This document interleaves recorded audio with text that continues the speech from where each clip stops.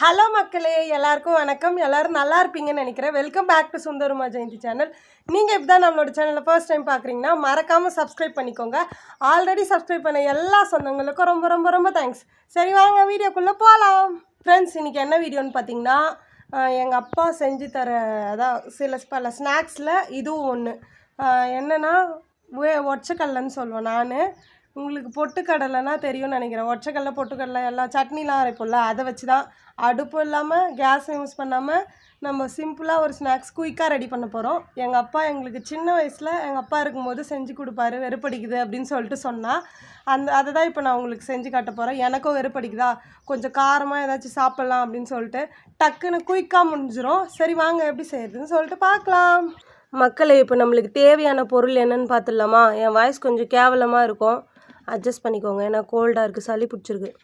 இது ஒற்றைக்கடலை என்கிட்ட இவ்வளோ தான் இருந்தது. உங்களுக்கு தேவைன்னா இன்னும் நிறைய எடுத்துக்கோங்க. ஏன்னா எனக்கு வெறுப்படிக்கிறதுனால வீட்டில் இதாக இருந்ததா, அதனால் இதை வச்சு செய்ய போகிறேன். இது அதுக்கடுத்து என்னென்னா மிளகா காரத்துக்கு ஏற்ற மாதிரி எடுத்திருக்கேன். அப்புறம் பூண்டு, அப்புறம் மிளகும் காரத்துக்கு ஏற்ற மாதிரி தான் எடுத்திருக்கேன். அப்புறம் கல்லுப்பு, வேணால் சால்ட்டு கூட எடுத்துக்கலாம்.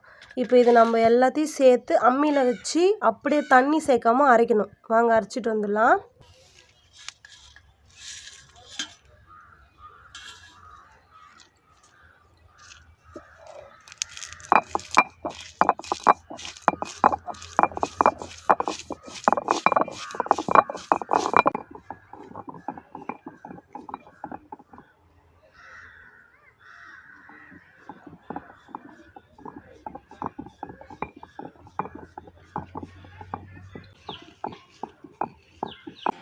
ஃப்ரெண்ட்ஸ், இங்கே பாருங்கள், இந்த அளவுக்கு அரைச்சா போதும். தண்ணிலாம் ஊற்றக்கூடாது, ஆனால் அப்படியே அரைக்கணும்.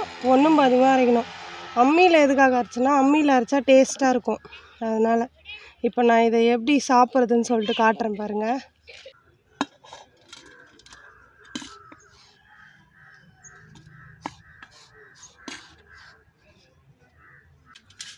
காய்ஸ் போயிட்டு நல்லா இப்படி ஒன்றும் பாதியமாக அரைச்சிட்டு வந்துட்டேன். இப்போது நான் எடுத்து வச்சுருக்கேன்ல ஒற்றைக்கடலை, அதை இதில் நான் ஆட் பண்ணி பிசைஞ்சிக்கிறேன். நான் காரம் இந்த அளவுக்கு இருக்கணும்னு சொல்லிட்டு தான் கம்மியாக தான் நான் போட்டிருக்கேன். உங்களுக்கு தேவைன்னா இன்னும் கொஞ்சம் ஒற்றைக்கடலை எடுத்து இன்னும் கொஞ்சம் போட்டுக்கோங்க. கேட்கலாம், அப்படியே சாப்பிட்லாமே ஏன் அப்படின்ட்டு. கொஞ்சம் காரமாக சாப்பிட்ணும், வீட்டில் எதுவுமே இல்லை, கொஞ்சம் ஸ்பைஸியாக கேட்குது வாய் அப்படின்னா இந்த மாதிரி யூஸ் பண்ணிக்கலாம். இதில் நான் நல்லெண்ணெய் ஆட் பண்ணிக்கிறேன். நல்லெண்ணெய் தான் மெயின்னு. நல்லெண்ணெய் ஆட் பண்ணிக்கோங்க. ஒரு 2-3 ஸ்பூன் ஆட் பண்ணிக்கிறேன். இது கூட சேர்த்து சாப்பிடும்போது சூப்பராக இருக்கும். எப்படி இந்த டேஸ்ட் அப்போலாம் எங்களுக்கு ரொம்ப பிடிக்கும். இப்போ இதெல்லாம் செய்யும்போது எங்கள் அப்பா ஞாபகம் தான் எனக்கு வருது.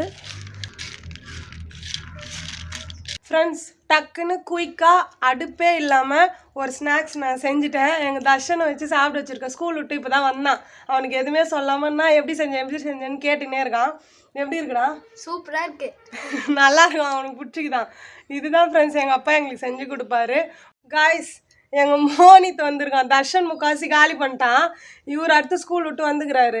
இப்போ கொஞ்சோண்டு லாஸ்ட்டுக்கா பாருங்கள், இங்கே பாருங்கள், ஒரே ஒரு வா இருக்குது. அதை குழந்தை ஒரே ஒரு நக்கின்னு பார்த்தா அதுலேயே சூப்பராக இருக்குதான். எப்படின்னா இருக்க? சூப்பராக இருக்குது. அதுலேயே ஒரே ஒரு வா இப்படி வச்சு டிப் பண்ணி இப்படி சாப்பிட்டோம், அதுலேயே சூப்பராக இருக்குதான். எங்கள் அப்பா சூப்பராக செஞ்சுருக்கேன். கண்டிப்பாக ட்ரை பண்ணி பாருங்கள். நான் அது சொல்லணுன்னா திரும்ப நான் உங்களுக்கு வீடியோ எடுத்தேன். சாப்பிட்டு எப்படி இருக்குன்னு சொல்லு. சாப்பிட்டு ஃபுல்லாக எப்படி இருக்கா? சூப்பராக இருக்குது. நல்லா இருக்கா? காரமாக இருக்கா? ஃப்ரெண்ட்ஸ், சூப்பராக இருக்கும். நீங்கள் வேணால் ட்ரை பண்ணி பாருங்கள். அடுப்பே இல்லாமல் செய்யறதுக்கு எப்படி டக்குன்னு ஒரு 5 நிமிஷத்தில் செஞ்சிடலாம். அம்மி இருக்கிறதுனால நான் அம்மியில் அரைச்சேன். அம்மி இல்லைன்றதவங்க மிக்சியில் கூட அரைச்சிக்கலாம். அரைச்சி ட்ரை பண்ணி பாருங்கள், சூப்பராக இருக்கும். ஃப்ரெண்ட்ஸ், இங்கே பாருங்கள், எந்த அளவுக்கு டேஸ்ட்டாக இருந்தால் அந்த தட்டியே வச்சு அங்கே பாரு, தட்டியே க்ளீன் பண்ணிட்டான். ஃப்ரெண்ட்ஸ், அதில் நான் நல்லெண்ணெய் ஊற்றின மாதிரி தெரிதா பாருங்கள். இங்கே கொஞ்சம் மூஞ்ச காட்டா. உங்களுக்கு பிடிச்சிருந்தா கமெண்ட் பண்ணுங்கள். செஞ்சு பார்த்துட்டு கமெண்ட் பண்ணுங்கள் எப்படி இருக்குன்னு சொல்லிட்டு. உண்மையாகவே சூப்பராக இருக்கும். எங்கள் ஊரில் மிச்சர் கடையெல்லாம் வத்தக்கல்லன்னு ஒன்று விற்கும். அது எப்படின்னா கடலப்பருப்பு வச்சு செய்வாங்கன்னு நினைக்கிறேன்.